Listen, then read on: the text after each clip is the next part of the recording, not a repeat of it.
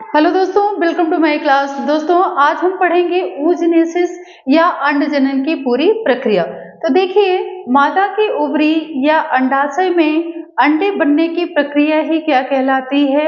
oogenesis, या इसी को हम क्या बोलते हैं? अंडाणु जनन। ठीक है।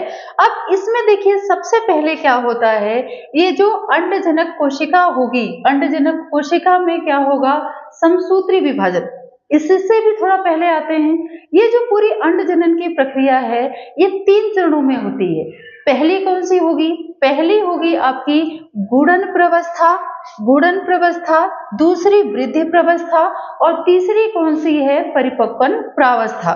तो हम स्टेप वाइज इन अवस्थाओं को पढ़ेंगे कि कैसे कैसे ओवरी में अंडा बनता है। तो यहाँ पे देखिए, ये जो जनन कोशिकाएं होंगी, इनमें लगातार क्या होगा? समसूत्री विभाजन, जिसके फलस्वरूप ये संख्या में क्या होंगी? बढ़ेंगी, संख्या में वृद्धि करेंगी। और इन कोशिकाओं को, ये जो द्विगुणित कोशिकाएं बनी है दोस्तों, इनको हम क्या बोलेंगे? अंड कोशिका या डिंबाणु जनन कोशिका, या इसी को हम क्या बोलते हैं? ऊगोनिया। ठीक है। अब ये निर्माण की प्रक्रिया, यहाँ पे गुणन की प्रक्रिया पूरी हो गई, जिसे हम क्या बोलते हैं? गुणन प्रवस्था। मतलब जब ये कोशिकाएं गुणित होकर अपनी संख्या में वृद्धि करेंगी, तब वो आपका क्या कहलाएगा? गुणन प्रवस्था। 1 से 2 सेल, 2 से 4 और 4 से 8, इस तरह से ये सेल बनाएंगी।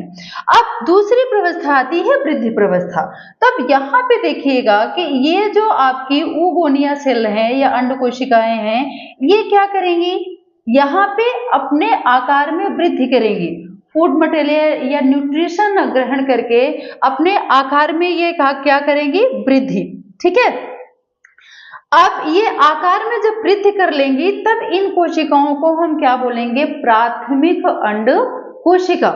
ठीक है। इनको हम क्या बोलेंगे? प्राथमिक अंड कोशिका। और ये वाली जो अवस्था है दोस्तों, ये कहलाएगी वृद्धि प्रावस्था। मतलब यहाँ पे ये जो सेल हैं, ये ऊगोनिया है या अंड जनन है, ये आपका क्या कहलाएगा?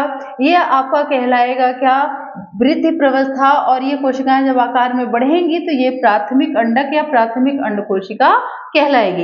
अब यहाँ पे एक चीज और ध्यान रखिएगा कि जितनी भी कोशिकाएं हैं, ये सारी प्राथमिक अंड कोशिका नहीं बनाती। इसमें से कुछ ही सेल हैं जो परिपक्व होकर किसका निर्माण करती हैं? प्राथमिक अंड कोशिका का। ठीक है। अब यहाँ पे देखिए, प्राथमिक अंडक बन गया। अब इसके बाद होता है परिपक्वन प्रवस्था। मतलब इसके बाद क्या शुरू होगी? परिपक्वन। मतलब ये सेल आकार में बढ़ गई, अब ये आगे के विभाजन के लिए तैयार है। अब परिपक्वन प्रवस्था में दोस्तों होता है कौन सा? प्राथमिक अर्धसूत्री विभाजन और द्वितीयक अर्धसूत्री विभाजन। तो यहाँ पे जो ये आपकी प्राथमिक अंड कोशिका है, इसमें प्राथमिक अर्धसूत्री विभाजन होगा।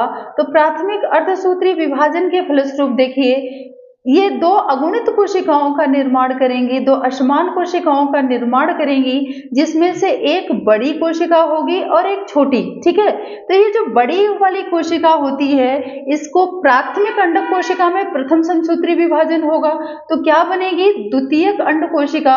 और ये आपकी कौन सी बनी? प्राथमिक ध्रुवीय कोशिका। जो बड़ी वाली होगी इसको द्वितीयक अंड कोशिका बोलेंगे, और ये छोटी वाली होगी, ये प्राथमिक अंड कोशिका इसको बोलेंगे। एक चीज इसमें और ध्यान रखिएगा कि ये जो विभाजन की प्रक्रिया है, प्राथमिक अर्धसूत्री विभाजन की प्रक्रिया, जब अंडोत्सर्ग का टाइम होता है ओवरी में, तब ये प्रक्रिया होती है किसकी? प्राथमिक अर्धसूत्री विभाजन की। और ये जो द्वितीयक अंड कोशिका बनती है, और जब इसमें ये द्वितीयक अर्धसूत्री विभाजन होगा, ठीक है, द्वितीयक अर्धसूत्री विभाजन, तो द्वितीयक अर्धसूत्री विभाजन जब अंडा कहाँ पहुंच जाएगा? फैलोपियन ट्यूब में। तो जब ये निषेचन के लिए तैयार होगा, तब वहां पे क्या होगा? द्वितीयक अर्धसूत्री विभाजन।